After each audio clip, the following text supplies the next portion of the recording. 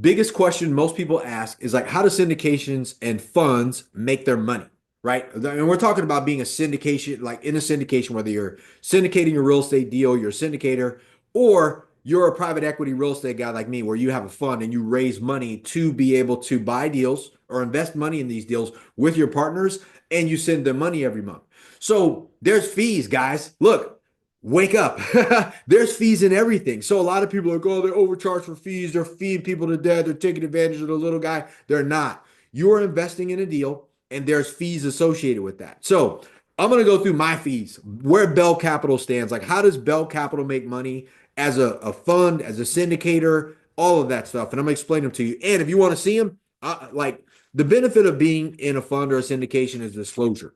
You cannot do a deal without disclosing to people all of this is a private placement memorandum, as well as the operating agreement, as well as the subscription agreement, everything you need to know about the deal, the business plan, how we're going to do it, all of it. But go to bell-capital.com. You can register there. You can take a look at these documents. They're there. We're totally transparent. How do you raise money?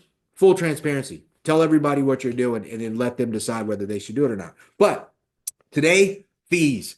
How does Bell Capital make its money from a company side, right? Not the deal, but, and I'm just going right off of this, right off of where we are, which are management fees and other compensations. I wrote them down here and I'll go over a little bit of a comparison so you get a real understanding about what some people are complaining about. So even if you're not going to invest, you're a passive investor, you're just wondering, I want to educate you on this. So we charge 1% of an acquisition fee, 1%.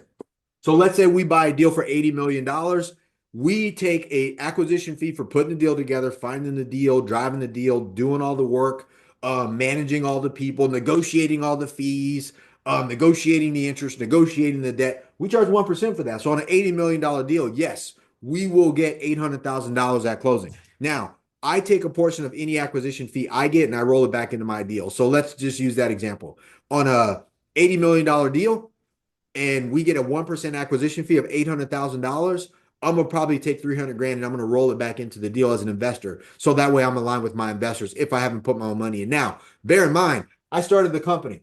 I filed like all this right here. It costs money to raise money, guys. You can't just go off and be like, I'm gonna raise a bunch of people. I'm gonna raise money from the public, from my investors, whatever. You got to file with the SEC. You got to pay for an attorney. You got to do all the work. And oh, by the way, you got to know what you're doing. You already have to have the experience. So there's a cost. It's not free, right? Depending on how much you're going to raise, it can range anywhere from, if you're get a good attorney, 15,000, and I think on a Reg A fund, it can go all the way to 100,000 and cost up to 300,000 to do it. So just so you know, it costs to raise money. So for anybody to go, oh man, if you made $800,000 on an $80 million deal, that's a lot of money. It's not a lot of money, man. It's going to cost. I'm going to reinvest some of it, but that's our acquisition fee. And on an asset management fee, it's not a property management fee. There's a property manager, right? Or a company that specifically does that. There's going to be another 1%, right? So that's 1% of the, for this specific fund, for my first fund, the way that we did it, it's 1% of the gross collected rent. That's not a lot of money. So it would be different if I had like a $50 million fund. We rate, well, on a $50 million fund, yeah, 1% of $50 million, that makes more sense, right? 500 grand. But it's not if you're looking at the gross collected rent of an asset. If we only have one asset on this in this deal, and let's say it collects 200 units, 2,000, 4,000. Let's say, I don't know, 4 million bucks. 1% of 4 million bucks, 400 grand divided into that month. Now, bear in mind, I have a team. I got to pay my investor relations people, my acquisitions team, my internal accountants, CPAs, legal, all that stuff. So it isn't just like, oh, you're getting all this free money. It's not. And the deal has to still pay my investors. So like this right here is a cost of doing business. It's not the real estate. This is running the business. This is a business, guys. And then later when we sell, that's another 1%. So let's say we bought an $80 million deal, we put down 40 million and we sold that property for let's say we double the 40. Hypothetically, just stick with me on this worst case scenario, and we sold it for 120 million. I would get 1% of that, right? Another $1.2 million. But I might have been in that deal for 10 years. paying my team, paying my people, doing all this stuff. And I've taken the bulk of the risk because, again, my investors are not signing on the loan. People forget this. You're investing money, but somebody else is signing on the loan. Probably loans most people can't go get on their own. Whether it's me, whether it's a piece of my acquisition team, or whatever the case may be, like we're going to go get financing and then we're going to sell this property. We've managed it for you. We found it. We've dealt with the tenants, the toilets, the termites, all the headaches, the evictions between the management companies, all the legal stuff, all the complaints. You never get any of this stuff. And oh, by the way, we only charge 1% of that. So I'm going to be working on something. I'm going to show you guys some price comparison here in a minute. All right.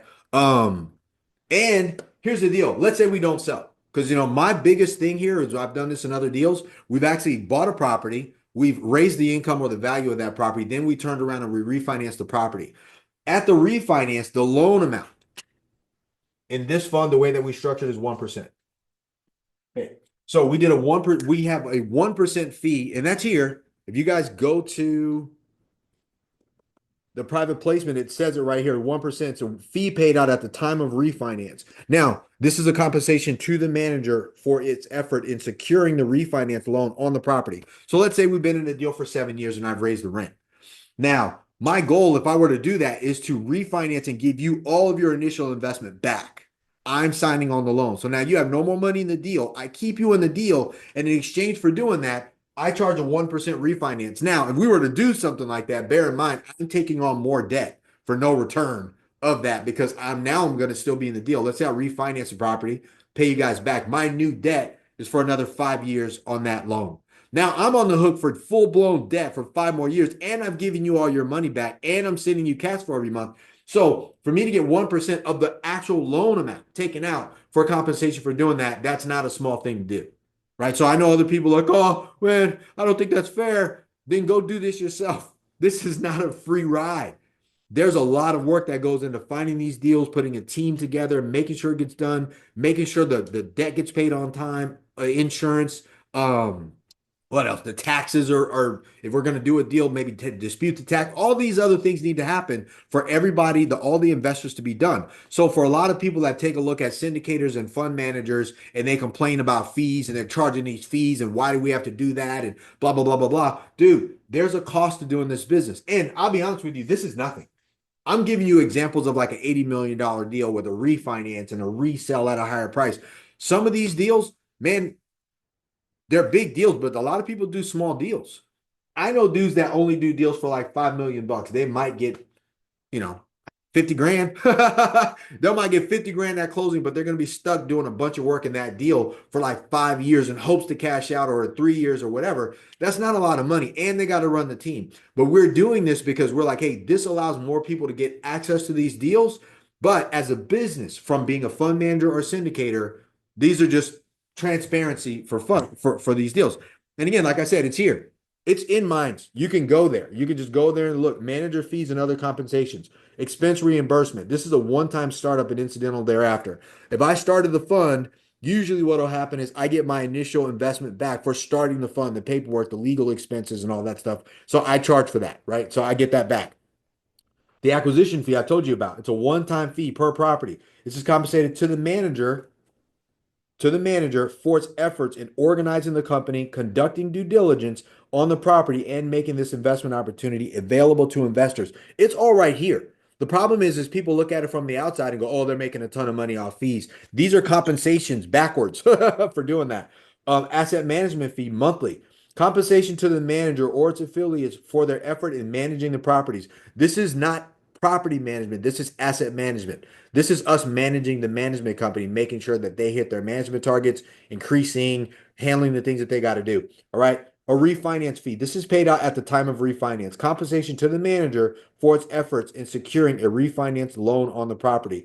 And then the disposition fee, one-time fee per property. Compensation to the manager or managers upon the sale of the property. It's 1%. So all of this stuff is here. Unfortunately, a lot of people like to hide this stuff and act like there's I'm going to tell them at the time. Dude, just tell them now. It just makes more sense. This is normal. This is just a normal business practice. If you run a business, you want to be compensated. If you're a realtor, everyone knows that you're going to get paid 6%, 6%, 3%, whatever you're going to do. If you're a loan officer, everybody knows you're going to put a 1% or a quarter of a percent or a half a percent, 2% loan fee in there. Everyone already understands that. But for some reason, people will watch social media and all these other things of people telling them, oh, they're going to hammer you with fees. Yeah, there's a fee to run a business. If you don't want us to actually have a business associated to manage your asset, to manage your capital with the asset that we did, then go do this yourself. But if you do this yourself, you're going to still be doing the same thing. And let me tell you, you're not going to make any money in the front. This is a 10-year run. This is one time. Boom. We did a deal. We got, let's say, $80 million. That 800 grand, that's a one-time deal. Plus, I'm going to actually invest a portion of that fee in there from my side. I'm getting no compensation. The rest of it goes to my team to run the operations and to keep things going. Over 10 years, asset management fee, not a lot of money, right? That's going to come, but that's also got to pay for the fund, pay for the stuff, pay for my team, pay for the office, keep operations going, pay for the systems that you can go into the site, into the portal, keep all these things done on this specific deal. And then later, when we sell or not, there's a 1% fee on the purchase, on the actual sale price, because we're going to have to do that too. I learned this the hard way. If you're just watching, I sold a property, small property. We sold a small portfolio in Hawaii. After we sold the property, I didn't know this. Most people don't know this. A month into the sale of that property, I was still working in transit to help the new owners that purchased the property transition management from tenants to leases to keys, showing up, still taking phone calls long after that deal was already done. And we had already made our money. Because I was the operator on the deal, it wasn't a fund at the time, I was a partner. I was still involved in the transaction. A lot of people don't want to talk about that.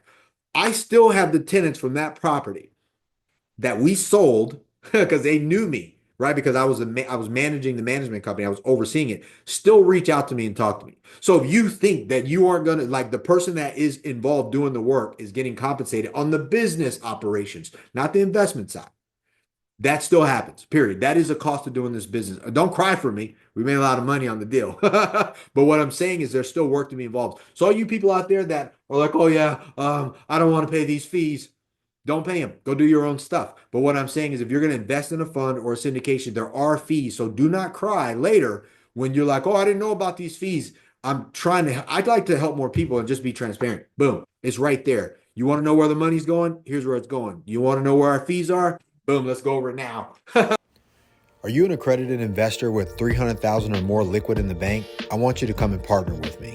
Look, if you love real estate, passive income, and positive cash flow, appreciation over long periods of time, and you're willing to be patient, come invest with me. Go to bell-capital.com. This is for accredited investors with $300,000 or more in the bank, ready to go. Come invest with me. Go to bell-capital.com.